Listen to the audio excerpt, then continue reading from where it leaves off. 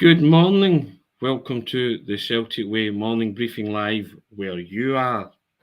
It's the evening where I am.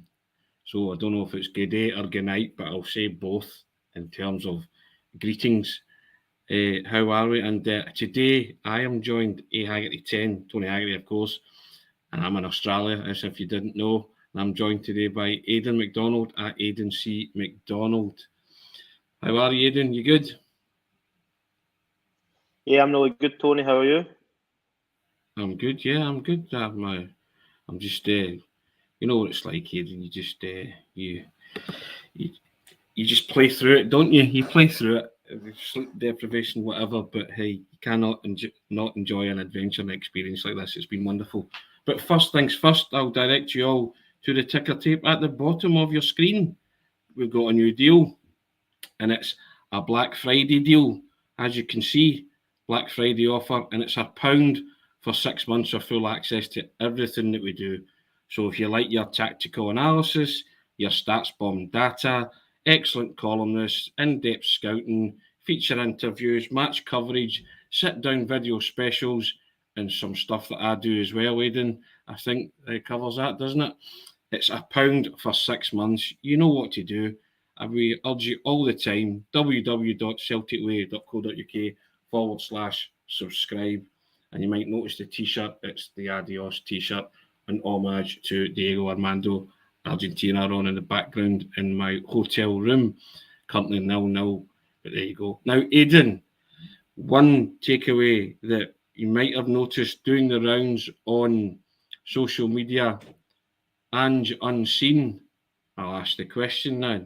Have you seen Ange Unseen? Because it's a 5-minute video of his time with the Australian national team, and there's some wonderful footage on that and some clips of him, I'll say, being passionate, for want of a better word, and then for want of other better words, I'll say, and him losing it, to be fair. And yeah, he's got ferocious passion and a temper on him.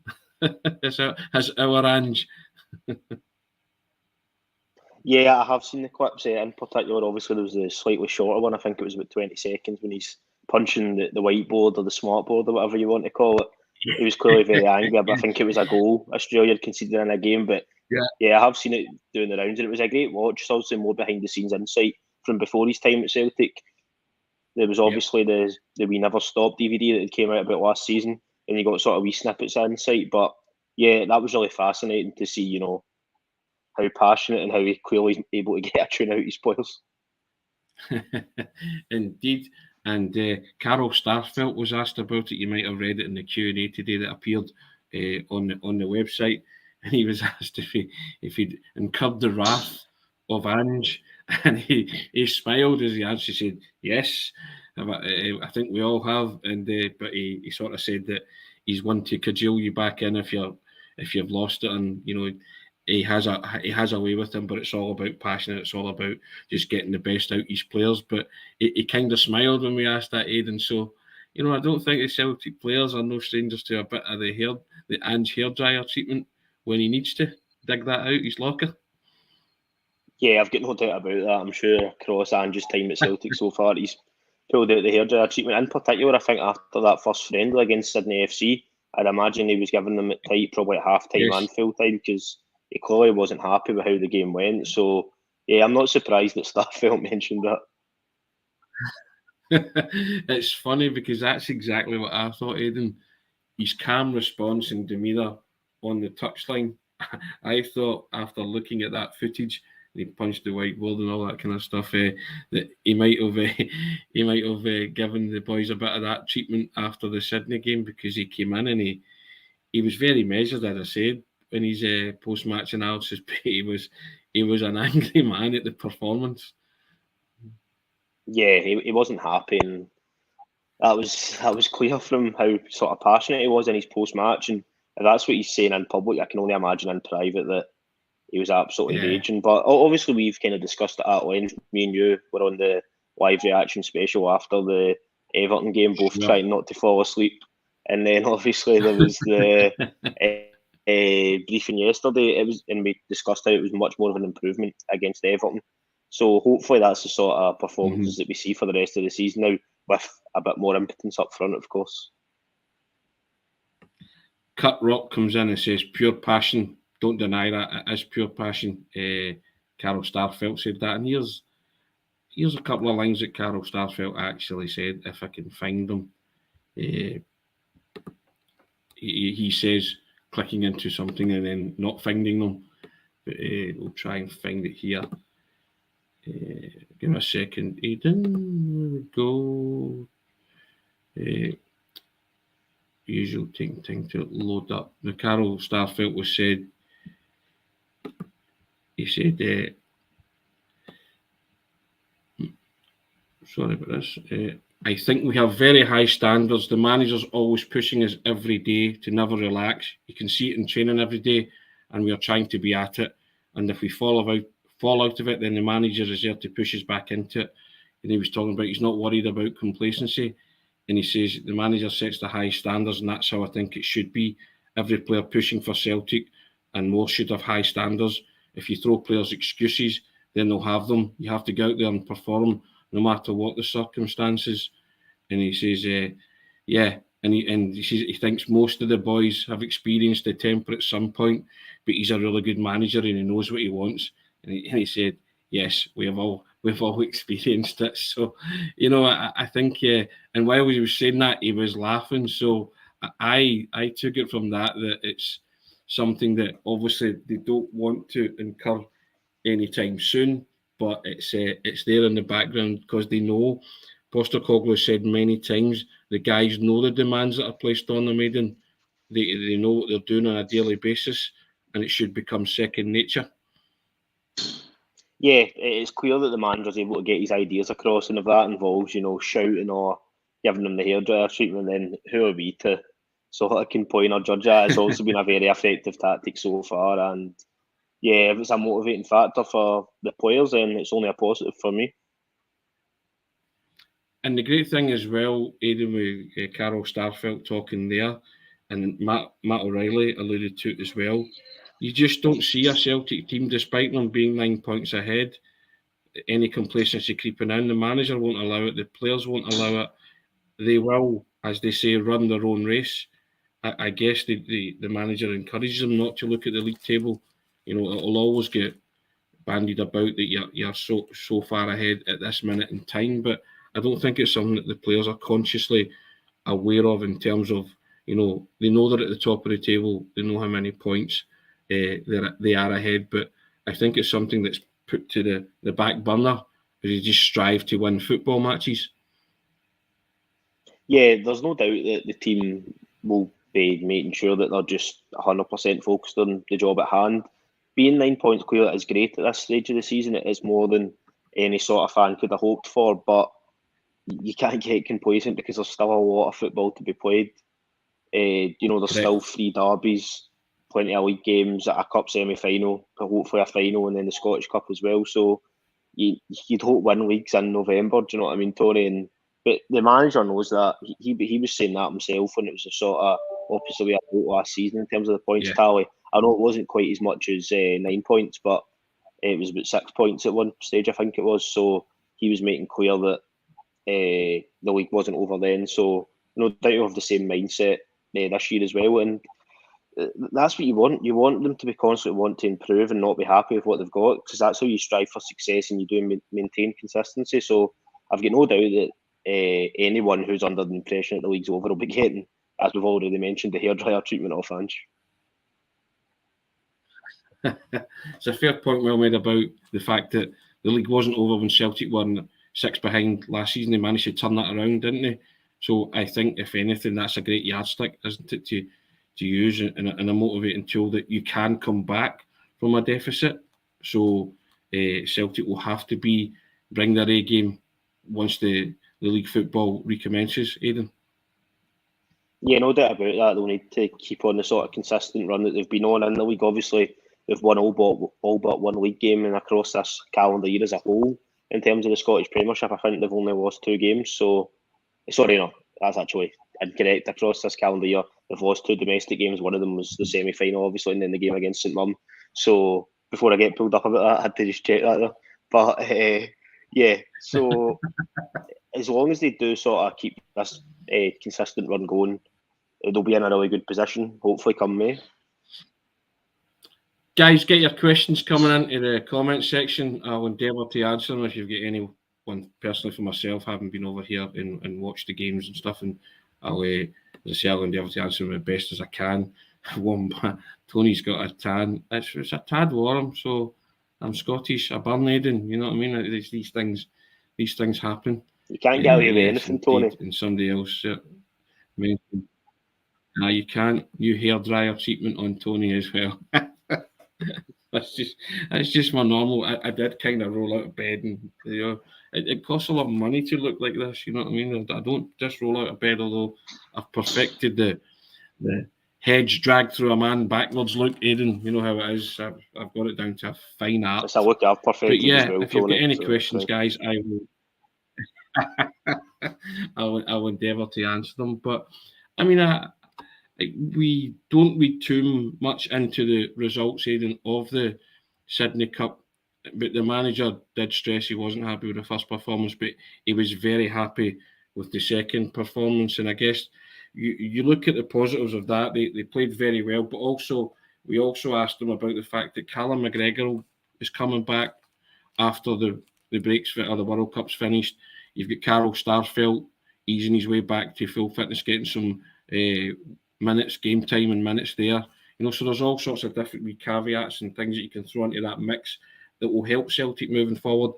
There will also be the January window up and coming, and he said that he's looking to at least bring in a couple more. He said it was fair to say, and Kobayashi might be one of them, a left-sided central defender. Lot to look forward to, Aidan, despite the fact that domestic football shut down for a few weeks yet, but on the resumption, you just hope that Celtic can hit the ground running again and all these things fall into place again. Yeah, you're completely right. There's a lot to look forward to in terms of Celtic across these sort of next 6-7 months with after the World Cup break. In terms of the squad, as you mentioned, Callum McGregor coming back, well, on his way back, I should say. Also, we don't have an exact date. Is going to be massive for the team. Matt O'Reilly's done really well in that sort of number 6 role, and it's clear that he is going to be an option if McGregor's getting rotated in and out, which might be something that happens a wee bit more that he's getting a bit older. But, you want to be able to have McGregor sort of at the base of the midfield with O'Reilly and Hatate ahead of that, because we know how quality that can be. I mean, that was a massive factor in how strong Celtic were in the second half of last season, winning the league. So it'd be good to have that back. Even Carl Starfelt, obviously he's back in now, but he's still getting up to speed. Having him, hopefully Cameron Carter-Vickers will return from the World Cup with injury free, I should say. Yep. And that'll be really important to have that defence, because that was a title winning centre back partnership last year. So yeah, in terms of the squad, in terms of what to look forward to, the League Cup semi-final, etc., it's don't want to tempt fate, Tony, as I have a few times since I started coming on this show, but fingers crossed that the positivity will continue for the sort of not even the second half of the season, but for after the World Cup break. Yeah. Now Michael Duffin comes in. We kind of touched on this the other day, but we'll have a look. He's asked the question, so he would like to know, do we need another striker? Aidan, would you be happy if the manager brought in another striker in January? It's interesting, this is a question, actually. I was thinking about it last night. Obviously, immediately you think, yep, another striker, third choice option. You can never have too many options. I would be looking to try and bring in a striker, and I know it's difficult in terms of the market, in terms of funds and that, etc. You want somebody that can come in and challenge for the first choice sort of striker role. Yeah. You don't want to be bringing in like an equivalent to an Ayeti or something like that, in terms of they're just going to sit on the bench and not really play, because then it's obviously if you bring in a third striker, given that Ange usually only goes with one, that does mean two players aren't going to be involved in the starting lineup. But if you're bringing in somebody who is above what we've already got, you've then got Kyogo and Yakimakis on the bench, who, that'd be exceptional in terms of depth. But I understand that is going to be quite difficult. So I would only want us to bring in another striker if it was somebody that's really going to challenge for that number one spot. If it's just, or obviously there's that, you could be bringing a project as well. But obviously you already kind of have that though, in terms of Johnny Kenny, who's on loan at Queen's Park. So you don't want to start kind of stockpiling players too much, because that was probably a bit of a common complaint under nearly end of Brendan Rodgers' time and Neil Lennon's, that you just had loads of guys that were not really involved. And you've already got a couple of them in other positions across the team that they'll probably be looking to try and move on if they can, with players like James McCarthy probably, etc. So long-winded the answer is saying, Tony, if you could get the ideal fit, I would be quite happy for us to bring in a striker. But I personally don't think we're going to be able to get that in January, just the way the market is. So I think unless there's a major injury to Kyogo or Yakimakis, I don't think we'll be bringing one in the near future anyway. Now, David Ferguson makes a good point. He says, I think we should wait till summer for a new striker and bring Rocco Vata in. Now, Rocco Vata has had snippets of first team action, Aidan, but he always seems to impress me when he gets those game time and those minutes, and I don't think that's the worst shout. And maybe just introduce him to the fold and see what he can bring to that table. If you are, as you say, working on maybe a deal for a better striker, longer term as opposed to short term. No, yeah, I agree. I mean, Vata's looked very sharp. I don't think he's had any competitive minutes yet for the first team. Is that correct, Tony? He was involved in pre-season, then he came on against Sydney and he came on against Everton. But even his cameo against Everton the other day, I thought he looked really sharp in terms of his movement. I think he set up a chance for James Forrest, who sort of kind of scuffed his shot. So, yeah, I'd be happy for Vata. I wouldn't want him starting games, obviously, but if he's in the squad and maybe you're a few goals up, particularly over this December period that notoriously is really, really busy. And despite us being out of Europe, there's still going to be plenty of football to be played. So I'd be quite happy if he was getting the odd minutes here and there. But in terms of like a permanent third choice, I don't know. I think Ange, if he's going to bring one in, would be wanting somebody that's going to challenge for the first team place. Yeah.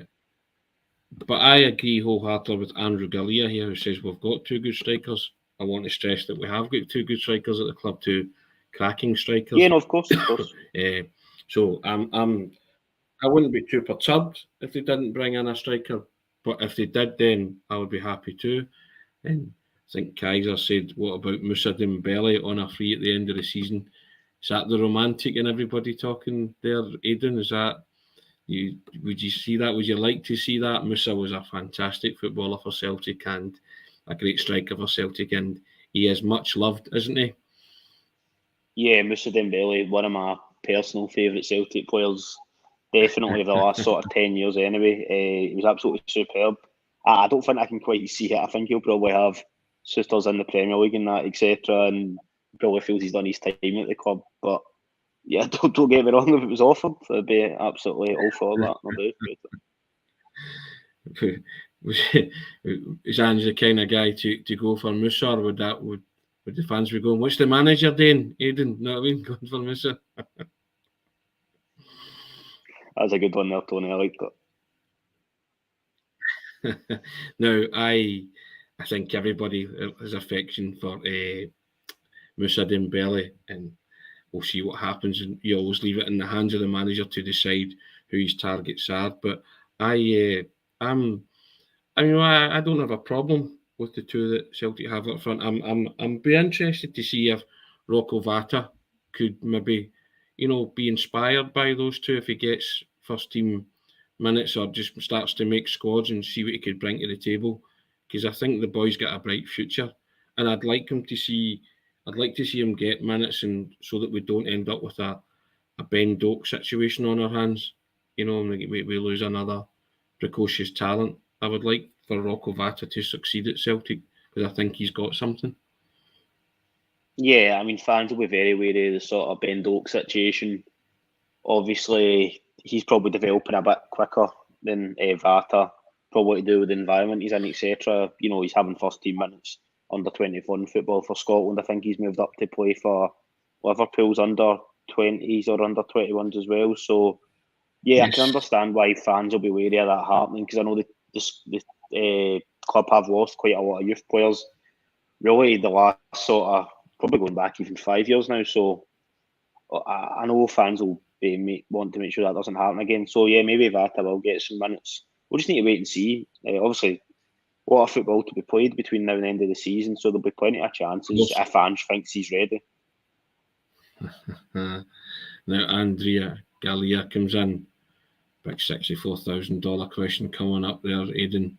Who do we sell if we sell anybody in January? Who would you sell, or would you be inclined to just say to the guys, stay with us, have another crack at the Champions League and see what happens there if Celtic can win the title and get straight back into the group stages? Yeah, I'd be completely inclined to just try and keep everybody in January unless you get an absolutely exceptional bid.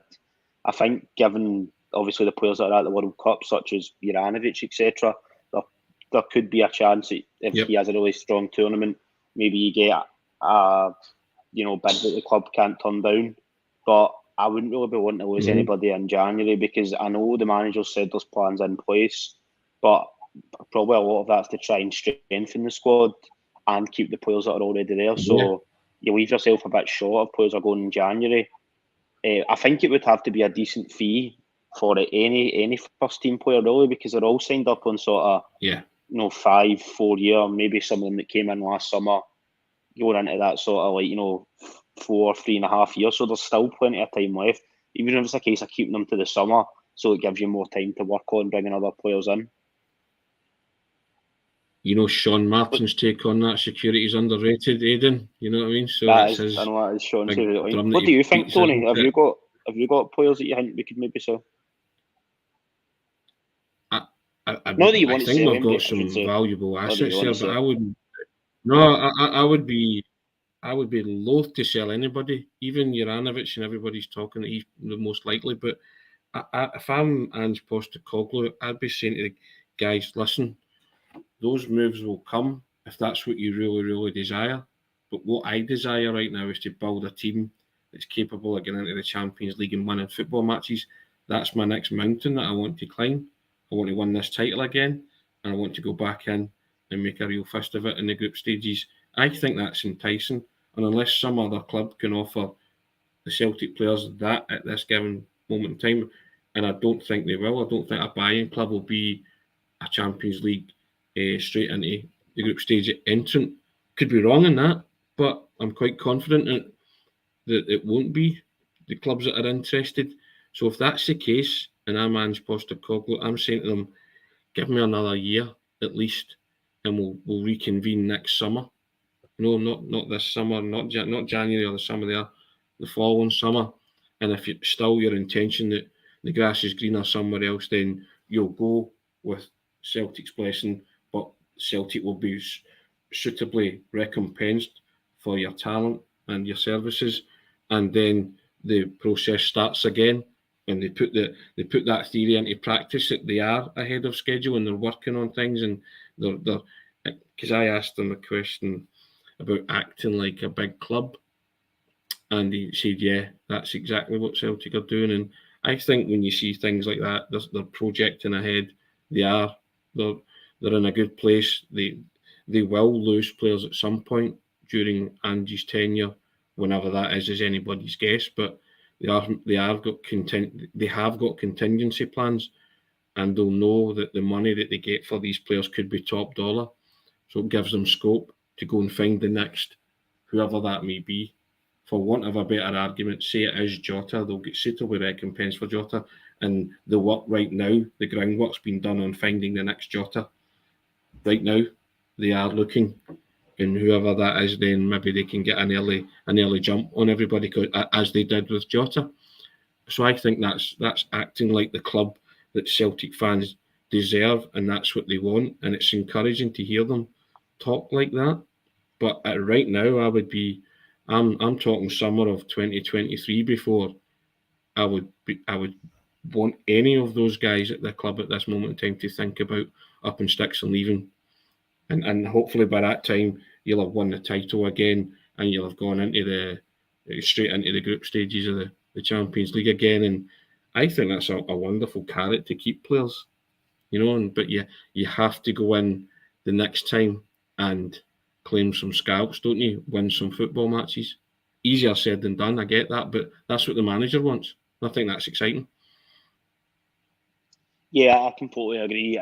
Obviously, at the moment, it is looking like with the sort of coefficient standings that Scotland will have, an automatic Champions League place and then another team in the third place playoffs. So if Celtic are to win the league, then hopefully they'll be in the group stages automatically. And that is a big carrot to be able to dangle in front of players. As much as, Premier League clubs might come in for some players in the summer, it's probably unlikely that one of them will be a Champions League team. So it's definitely something that allows the club to be strong from a negotiating point of view. And just in terms of, I know we also covered it in depth during the Champions League campaign, but Ange will be desperate to try and take scalps next year. If the team is in the Champions League, the performances were from okay at times, sometimes really good, but he'll be wanting to try and get some results and to try and progress to the last 16, which I know is quite a big step from where we are now because we didn't even get in the Europa League. But that's definitely what the manager will be wanting to do. So, and squad depth and recruitment's a big part of that, as well as keeping your own players. So, fingers crossed. It's the biggest parts, isn't it, when you break it all down like that?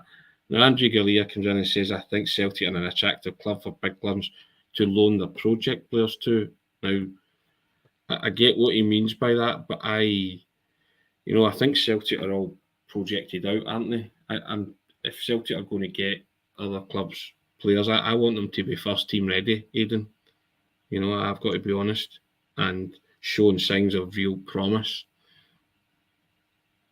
Yeah, no, I would agree with that, Tony. I'm kind of the opinion in terms of loans now that this current model of at least the last 2 seasons of, I think, pretty much every loan player having the option to buy is the way forward in terms of bringing players from other clubs, sort of try before you buy type thing. We've seen this how successful it was with Jota and Carter Vickers. Jens this season, I know people are a wee bit on the fence, but I would rather that we had them on the option to buy loan than you went out and spent, £3-4 million on them or whatever. So in terms of project signings, don't get me wrong, there's been some great players come to the club in the past, recent sort of Patrick Roberts, etc. But for every Patrick Roberts, there's been a Charlie Masonda or something like that, an Ollie Burke. So I think you need to try.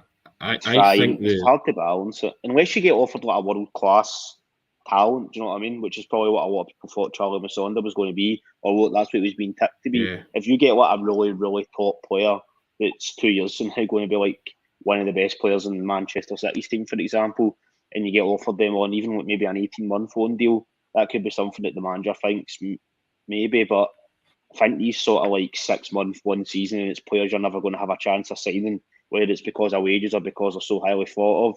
I don't think that's something that Postecoglou is going to want to get involved in, Tony. I think the blueprint was established last year with the Jota deal and Cameron Carter-Vickers deal with this, the try before you buy and the option to buy with these guys. And just taking in the euphoria that the Celtic supporters had at signing both of them, I think they kind of, I think a lot of Celtic supporters say, well, if we get one, we would be really happy. And then it became you were writing pieces on, is it Carter Vickers or Jota? It changed on a weekly basis, didn't it? Which one the Celtic supporters wanted. And the coup to land both of them was just sensational. And that feel-good factor just coursed right through everybody, didn't it? And, you finally thought, the board are all in on Ange. Ange is desperate to get these players in, and it's what the supporters wanted. And, and they spent the guts of £12.5 million. But as one of the commenters put yesterday, you look at this commercial trip to Australia and the money that they've got for that, that's covered one of those transfers. So you're starting to think big, and then they're talking about maybe going to the Far East, Japan next season. That could cover another big loan option to buy player, couldn't it? And you're talking like a right decent signing. And you're starting to put those building blocks in, that's your thinking. You're starting to think big or bigger and bigger than Scotland. I mean. Yeah, no, you're completely right. And that all sort of falls back into Ange talking about Celtic behaving like a big club, acting in the market like a big club. Obviously, there was a lot, not to repeat myself too much, but the club at one point, during a couple of years ago, I think it was about 6 or 7 loan players. And none of them with really an intention of whether or not the fans thought they were good enough, none of them were going to be permanent players, whether it was due to wages or transfer fee, etc. So you don't want to get back to that stage because it's a short-term fix when you're plugging gaps, but it just leaves you so short come the summer, even if you don't have Champions League qualifiers because you're potentially lucky enough to be in the Champions League automatically. You don't want to be having to go into a transfer window. Obviously, the exception was last summer. Ange had to basically get a whole new squad, but you don't want to be in that position ever again, regardless of the manager moves on or whatever, because it's just so difficult and you're just playing catch up. And just what you said there in terms of this whole option to buy thing, I think that is the sort of model set. I'd be surprised if Postecoglou moved away from that really going forward. Now, Beach Boys comes in and says, I'll show this comment, says, how can we even be in the same conversation as real big clubs when we say we can't believe we signed two £6 million players? There is a reality. But our reality is, Beach Boys, that we're a financially constrained club. So to spend £6 million on two players in the summer was a big deal for Celtic, I would conjecture, Aidan. You know, yeah. And he says, no, I would agree. I think a lot of that was probably confirmed by the fact you had the automatic Champions League football as well. So they had that in terms of finances, in terms of fall back on sort of thing. Yeah. So Celtic, what did they get for winning the title, Aidan? 2/3 million quid? Yeah, it's within that ballpark. Within that ballpark. I was delighted when Celtic signed both Cameron Carter-Vickers and Jota. I thought it was a big financial outlay, but it showed Celtic's ambition, even working within the financial constraints that they work with, and even allowing for the fact that they qualified for the Champions League, and they were deciding, yep, we're going to have a tilt at this, we're going to spend some money, and I was just delighted that seems to be the way forward, and they've got a manager there who knows what he's doing, knows various markets, and can play those markets and get value for money. I'm not saying be reckless and spend like a big club, but I'm talking about just in your daily actions and in your scouting and network of players. You know you've got a glass ceiling financially, but go and get the best that you can afford for the money that you're going to spend. And I don't think anybody would disagree that Carter-Vickers and Jota represented the best. I hate that phrase, Americanism, bang for their buck, but it did. It represented value for money and the best kind of players that Celtic could get at that spending cap. Yeah, in terms of recent transfer business, that's got to be right up there. But obviously, I think a lot of people probably would point to somebody we mentioned earlier, Mr. Dembele, in terms of how cheap that fee was. It was also to do with the sort of cross-border development fee thing. But I think in terms of recent examples, Jota and Carter-Vickers would have to be some of the best bits of transfer business. It was the exact sort of profile the manager was looking for. You had the sort of try before you buy in terms of they were involved in a double winning season before. You knew exactly what you were getting. I think that the fees were pretty much agreed as well in terms of those option to buy deals, as far as I can remember.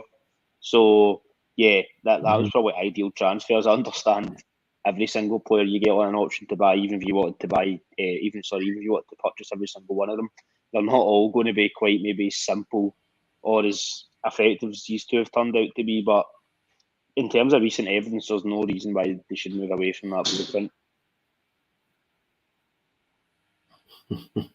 Kevin Ferrier comes in and just throws this cat amongst the pigeons. Bring on Ronaldo. Man United don't want them out on a free. There you go. Aidan, Ronaldo for you, would that be something you would get behind or excited by? I couldn't possibly comment on Ronaldo, given my World Cup predictions. So that's very true. Very, very true. Well, guys, that's been 35 minutes and it's going in very, very quickly. Celtic returning from the Sydney Cup, and I'll be returning on Thursday at some point. Aidan, I'm strapping myself in for the big journey back. But yeah, it's been a pleasure and a privilege doing this. And as I say, it's been the experience of a lifetime. I've loved every minute. It's been great, but it's been good to sort of come on the pods as well. And the 11-hour time difference, I still can't get my head around it. But I'm getting there. By the time I work it out, I'll be flying back, Aidan, to see you in sunny Glasgow. It will be. Just before we go, Indeed, Tony, but yeah. I just wanted to highlight a couple of things. Sorry, obviously Cameron Carter-Vickers, he wasn't involved last night for the USA. I think given that the quality of some of the USA's defensive play, they could be doing with him, to be honest. But yeah, it'll be interesting to see if he's involved in these next two games, given obviously they're playing England on Friday, I think it is. Yeah, and playing England on Friday. Last game against Wales, so it'll be interesting to see if he's involved. And the only other thing was, I see Argentina are winning, Tony. You'll be happy to know Messi scored a penalty. So. Indeed, yes, they're up, aren't they, yet? Well, there you have it. I think everybody wants to see Messi finish his career with the World Cup, don't they? It would be a fitting end. Me and Sean definitely do it, based off the World Cup predictions. Indeed. But yeah, lots of people saying, hope you come over for a holiday one day. Oh, you can bet your bottom dollar I'll do that. I've been impressed by it. It's been a wonderful place. It's on my to-do list to do again. Very much so. Get it on your to-do list, Aidan. Come to Australia, Sydney in particular. It's great. But I'll just direct you guys to the bottom of the screen, the Black Friday offer. If you've already subscribed, we thank you dearly for it. We really do. It means a lot to us. We couldn't do it without you. We couldn't do it without you coming in the comments as well and keeping the broadcasts going. We love the interaction. We really do. It's great. That's why we do it. And we hope you guys enjoy it.